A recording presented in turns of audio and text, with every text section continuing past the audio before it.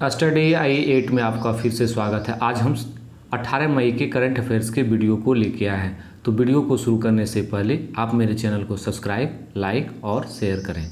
तो हम वीडियो को शुरू कर रहे हैं। आज का मेरा पहला क्वेश्चन है, केंद्रीय माध्यमिक शिक्षा बोर्ड CBSE की नई अध्यक्ष कौन बनी है? ऑप्शन ए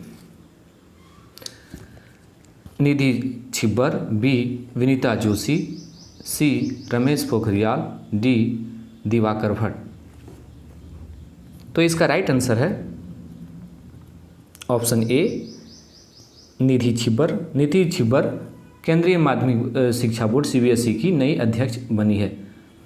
एक जानकारी के लिए आपको बता दूं कि 2022 और 21 में जो भी नियुक्तियां हुई है केंद्र सरकार के द्वारा, उन सभी का एक वीडियो को हम लेके आ रहे हैं। आने वाले कुछ दिनों में, 1 से 2 दिन में वो आ जाएगा। तो अब बात करें तो निधि छिब्बर जो है विनीत जोशी का स्थान लेंगे। विनीत जोशी का वो स्थान लेंगे। वहीं बात करें तो CBSE की स्थापना 2 जुलाई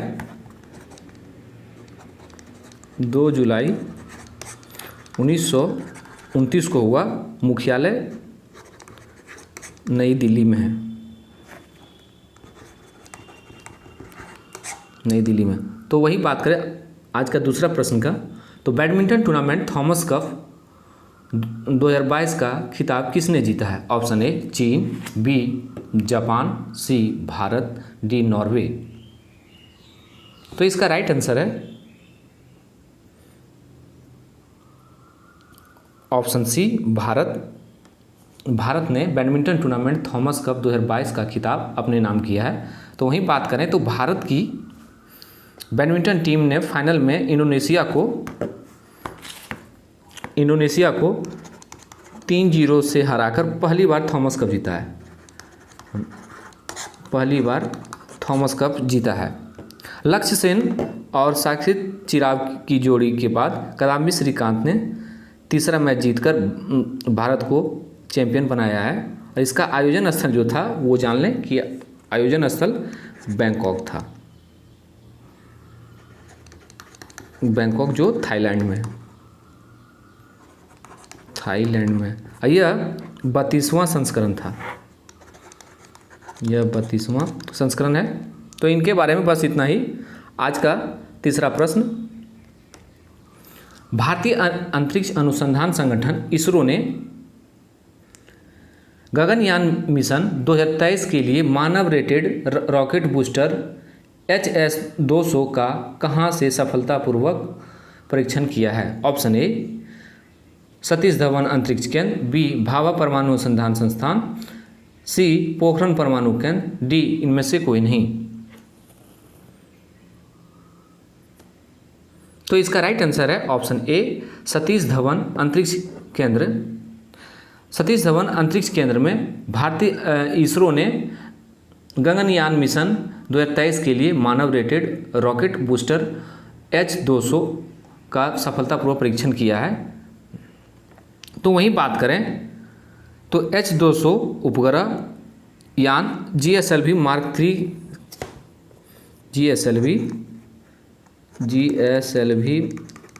Mark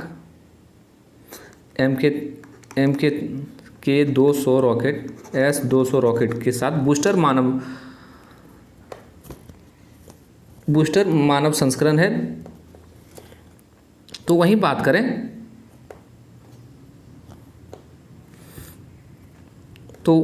करें कि जो भारतीय अंतरिक्ष यात्री को जो ले जाएगा वो मार्क 3 से जाएगा वो, और यह मार्क 3 को LVM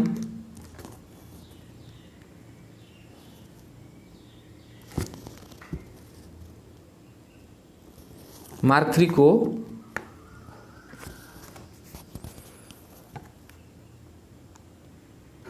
LVM-3 भी कहा जाता है। Booster engine geo synchronous launch vehicle MK3 rocket का हिस्सा है जो भारतीय अंतरिक्ष यात्रियों को ले जाएगा। वहीं बात करें तो इसरो की स्थापना 15 अगस्त 15 अगस्त 1969 में किया गया। मुख्यालय इसका बेंगलुरु में है। बेंगलुरु में है। संस्थापक इसके विक्रम साराभाई हैं। विक्रम साराभाई हैं। और पहले अध्यक्ष भी विक्रम साराभाई ही थे। पहले अध्यक्ष विक्रम साराभाई थे। तो इनके बारे में बस इतना ही। आज का तीसरा प्रश्न, आज का चौथा प्रश्न, अंतर्राष्ट्रीय परिवार दिवस 2022 इंटरनेशनल डे ऑफ फैमिली 2022 कब मनाया गया है? ऑप्शन ए 15 मई, बी 16 मई, सी 13 मई, डी 12 मई। तो इसका राइट आंसर है ऑप्शन ए 15 मई। 15 मई को अंतर्राष्ट्रीय परिवार दिवस अंतर्राष्ट्रीय परिवार दिवस मनाया गया है। तो वहीं बात करें तो पहली बार अंतर्राष्ट्रीय परिवार दिवस सन 1994 में संयुक्त राष्ट्र महासभा द्वारा जीवन में परिवार का महत्व बताने के लिए मनाया गया था, जिसका मुख्य उद्देश्य लोगों को परिवार महत्व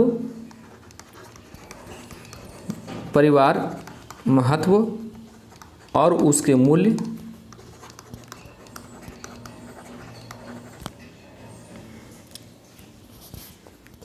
मूल्य को समझाना था। उसके मूल्य को समझाना है। वहीं बात करें तो इस बार का अंतर्राष्ट्रीय परिवार दिवस का थीम जो है, ये इस बार का थीम 2022 का जो थीम है, परिवार और शहरीकरण। परिवार और शहरीकरण इसका 2022 का थीम है। तो इनके बारे में बस इतना ही। आज का पांचवा प्रश्न, सेंट्रल कोलफील्ड लिमिटेड CCL के नए अध्यक्ष कौन बने हैं? Option A Ram Babu Prasad, B Shekhar Kapoor, C Suman Berry, D इनमें से कोई नहीं। तो इसका राइट आंसर है option A Ram Babu Prasad. Ram Babu Prasad central coalfield limited CCL के नए अध्यक्ष बने हैं। राम बाबू प्रसाद भोला सिंह का स्थान लेंगे।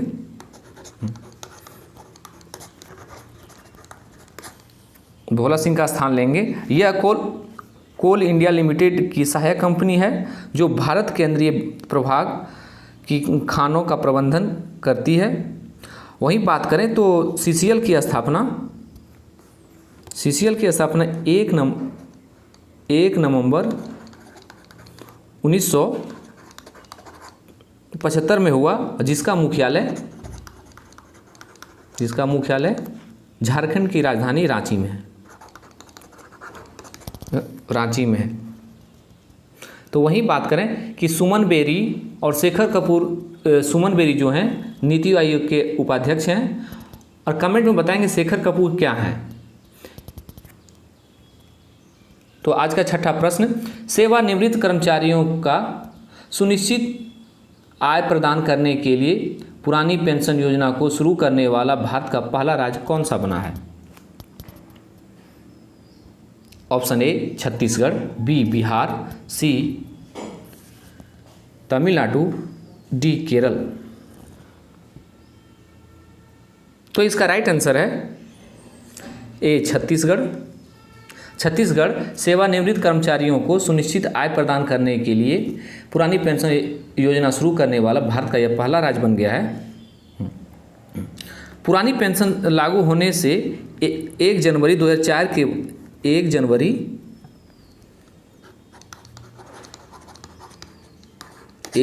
2004 के बाद नियुक्ति 3 लाख से ज़्यादा सरकारी कर्मचारियों को इससे फ़ायदा मिलेगा। तो वहीं बात करें तो छत्तीसगढ़ की स्थापना 1 नवंबर 2000 को हुआ और ये भारत का 26वां राज्य बना। और इसकी राजधानी नया रायपुर है, नया रायपुर है, जिसे अब अटल नगर कर दिया गया है। नया रायपुर है जिसे अब अटल नगर कर दिया गया है। वहीं बात करें तो छत्तीसगढ़ के मुख्यमंत्री हैं भूपेश बघेल हैं, भूपेश बघेल हैं, और गवर्नर यहाँ के अनुसुईया उइके हैं, अनुसुईया उइके हैं। और छत्तीसगढ़ के मुख्य न्यायाधीश जो हैं ए के गोस्वामी हैं, ए के गोस्वामी हैं। छत्तीसगढ़ के 7 पड़ोसी राज्य हैं, छत्तीसगढ़ के 7 पड़ोसी राज्य हैं, वो भी नाम जान लें कौन कौन से हैं। एक MP, UP, झारखंड, उड़ीसा, महाराष्ट्र,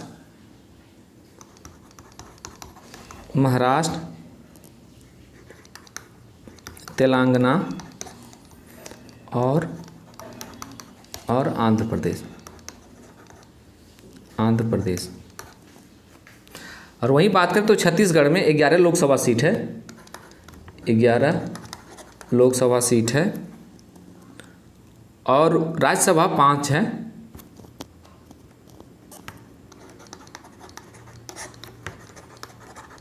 राज्यसभा 5 हैं, विधानसभा 90 सीट है, विधानसभा 90 सीट है। तो इनके छत्तीसगढ़ के बारे में और जान लें, जो 2022 में जो कुछ योजना शुरू किया गया है उनके बारे में जान लें कि राजीव गांधी किसान न्याय योजना छत्तीसगढ़ में ही शुरू किया गया है।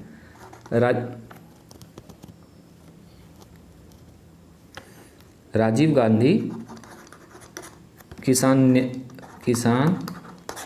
न्याय योजना शुरू किया गया है, और भूमिहीन मजदूरों को 6,000 रुपया छत्तीसगढ़ सरकार देगी।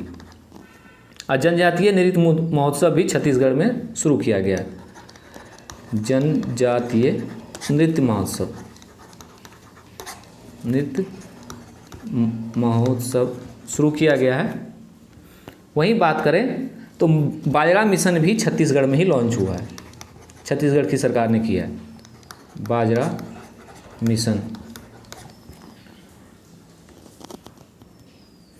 और छत्तीसगढ़ के बाना जो छत्तीसगढ़ PCS और अन्य परीक्षाओं के छत्तीसगढ़ के लिए उपयोगी हो गए, जैसे कुंदरगढ़ महोत्सव 2022 भी शुरू किया गया है। और एक चीज़ और जान लें, छत्तीसगढ़ का 33वां जिला खैरागढ़ बना है। तो इनके बारे में बस इतना ही। आज का 7वां प्रश्न, सरकारी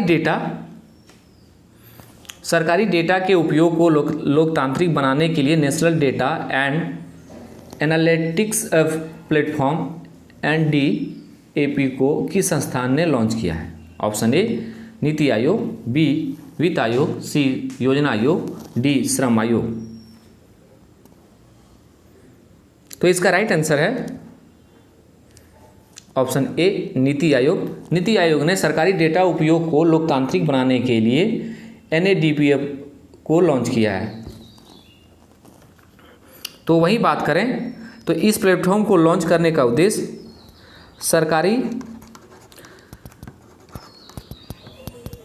सरकारी डेटा को सुलभ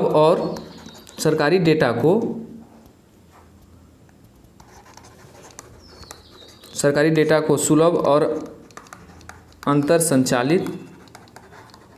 संचालित और उपयोगकर्ता अनुकूल बनाया है। तो वहीं बात करें,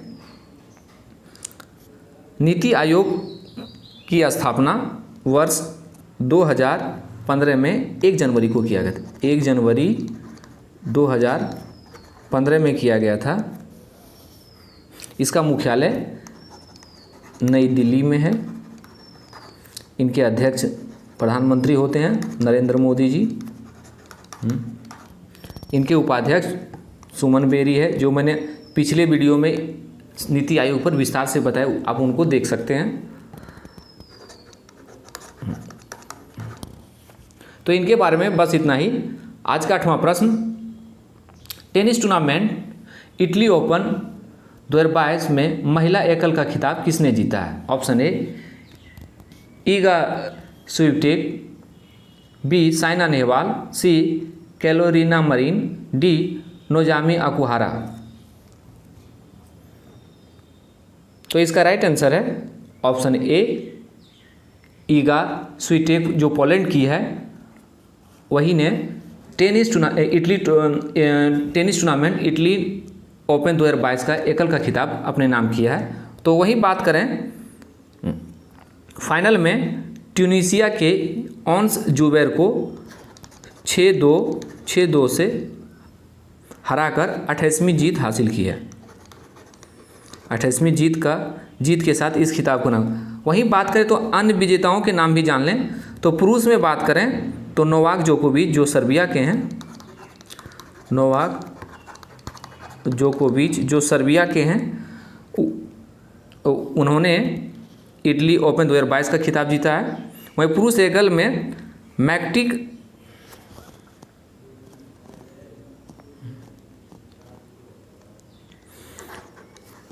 निकोला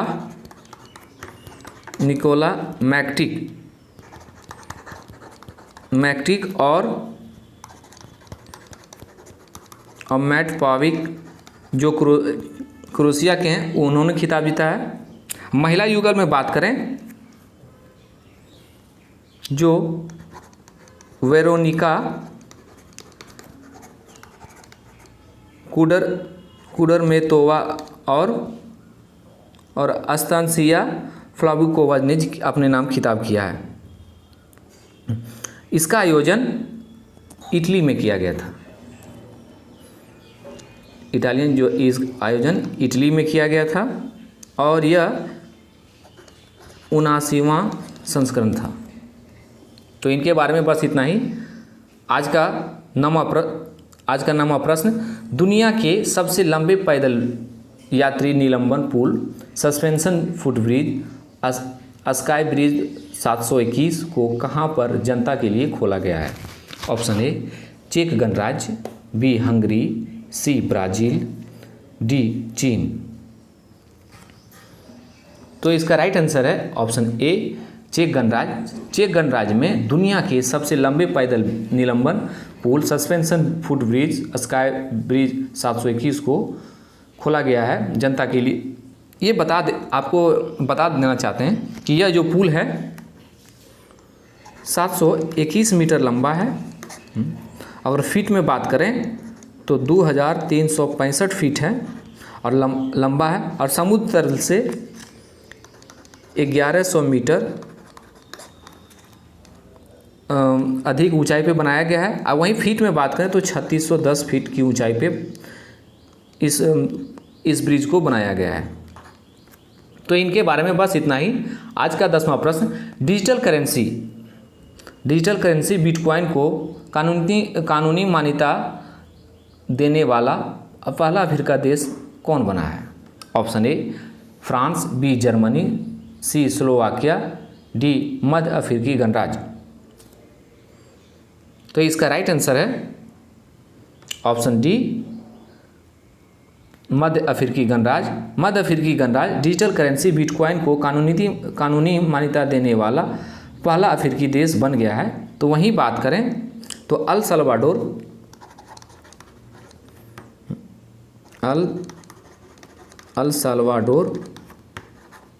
सल्वाडोर कानूनी दर्जा देने वाला दुनिया का यह पहला देश बन गया था। इस बात में कंफ्यूज नहीं कीजिएगा। दुनिया का अगर पहला देश बिटकॉइन की बात करें तो वो अल सल्वाडोर होगा, और अफ्रीकी कंट्री बात करें तो मध्य अफ्रीकी गणराज्य होंगे। बिटकॉइन एक कैसी मुद्रा है? बिटकॉइन एक आभासी मुद्रा है। बिटकॉइन एक आभासी मुद्रा है अन्य मुद्राओं की तरह इसका कोई भौतिक स्वरूप नहीं है। यह एक डिजिटल करेंसी है और यह एक ऐसी मुद्रा है जो दुनिया के कोई भी कोने से इसको खरीदा जा सकता है।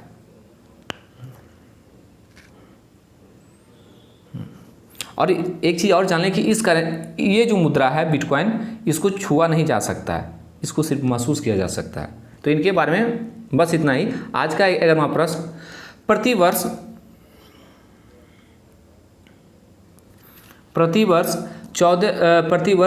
2 बार विश्व प्रवासी पक्षी दिवस कौन से मनाया जाता है? ऑप्शन ए 14 मई, बी 8 अक्टूबर, सी 13 अक्टूबर, डी ए और बी दोनों। तो इसका राइट आंसर है ऑप्शन ए, ऑप्शन डी 14 मई और 8 अक्टूबर को प्रतिवर्ष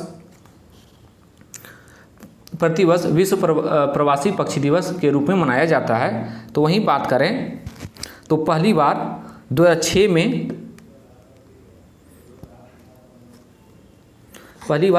में ये मनाया गया था।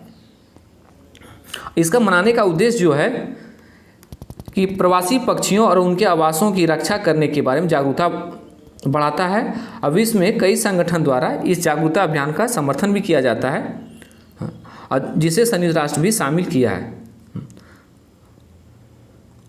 वहीं तो बात करें इस वर्ष का जो विश्व प्रवासी दिवस का जो थीम है वो है लाइट पॉल्यूशन।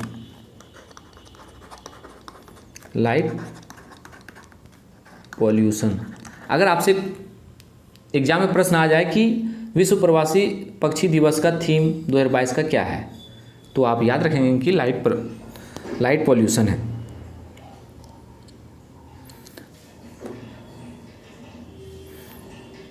वही बात करें तो 2006 में इसमें 118 से अधिक देशों ने भाग लिया था। तो इनके बारे में बस इतना ही। आज का 12वां और अंतिम प्रश्न, रक्षा मंत्री एक चीज़ और जान लें, जब प्रवासी पक्षी दिवस की बात हो रही है तो कुछ राज्यों में, भारत के कुछ राज्यों में प्रवासी पक्षी उत्सव भी मनाया गया। जैसे बात करें तो बिहार के पहले राजकीय पक्षी उत्सव कलरव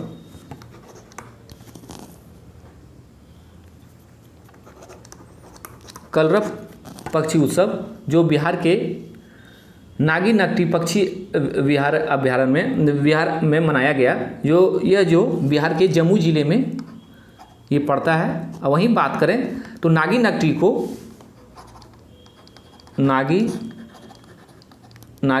को 1984 में अभयारण्य की मान्यता मिली थी। 1984 में अभयारण्य की मान्यता मिली थी। और यह नागी नकटी जो है, नागी नकटी बिहार में यूरेशिया, मध्य एशिया, आर्कटिक वृत्त, रूस और उत्तरी चीन आदि जगहों से यहाँ पक्षी आते हैं नागी नकटी में। और यह वहीं बात करें तो बिहार में और भी पक्षी अभयारण्य हैं, जैसे गौतम बुद्ध पक्षी विहार गया में है, कुशेश्वर स्थान दरभंगा में है, कांवर झील पक्षी विहार बेगूसराय में है। तो वहीं बात करें अन्य राज्यों की और बात करें बिहार के अलावा तो छत्तीसगढ़ में प्रथम पक्षी महोत्सव वेतेमरा जिला में मनाया गया। वेतेमरा जिला में मनाया गया। तो इनके बारे में बस इतना ही। आज का 12वां और अंतिम प्रश्न, रक्षा मंत्री ने भारतीय नौसेना में स्वदेश निर्मित 2 फ्रंट लाइन युद्धपोतों को शामिल कहाँ किया गया है? Option A Mumbai, B Surat, C Cochin, D Mazagaon. तो इसका राइट आंसर है ऑप्शन ए मुंबई में रक्षा मंत्री ने भारतीय नौसेना में स्वदेश निर्मित 2 फ्रंटलाइन युद्धपोतों को शामिल किया है। तो वहीं बात करें 2 फ्रंटलाइन युद्धपोतों में एक प्रोजेक्ट एक प्रोजेक्ट 15B डिस्ट्रॉयर और उदयगिरी एक प्रोजेक्ट उदयगिरी 17A फ्रिगेट को मुंबई के मझगांव डॉक्स लिमिटेड में लॉन्च किया गया था। वहीं बात करें तो ये दोनों जगह पर ये दोनों जो कार्यक्रम हुए थे वो वहाँ पे रक्षा मंत्री राजनाथ सिंह जी के द्वारा इनका उद्घाटन किया गया था। आप वहीं बात करें तो कमेंट में बताएंगे कि राजनाथ सिंह का लोकसभा क्षेत्र कहाँ है, ये कमेंट में हमें बताएंगे। तो इनके बारे में और जान लें कि भारतीय नौसेना की अगली पीढ़ी stealth guided missile destroyer project 15B class Mumbai के मझगांव के डॉक्स लिमिटेड में बनाए गए हैं। सूरत प्रोजेक्ट 15B डिस्ट्रॉयर का यह चौथा जहाज है।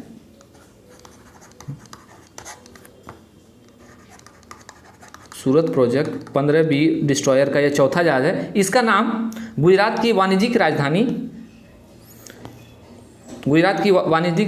के नाम पर रखा गया है। और प्रोजेक्ट 17A फ्रिगेट जो तीसरे जहाज है, यह तीसरे जहाज है, उदयगिरी के नाम आंध्र प्रदेश का एक पर्वत श्रृंखला का नाम पर रखा गया है। तो वहीं बात करें P-17 शिवालिक वर्ग ने स्टील सुविधाओं, उन्नत हथियार और सेंसर और एक प्लेटफॉर्म प्रबंधन प्रणाली में सुधार किया है। वहीं बात करें तो P-17A प्रोग्राम के तहत कुल 7 जहाज बनाए जा रहे हैं।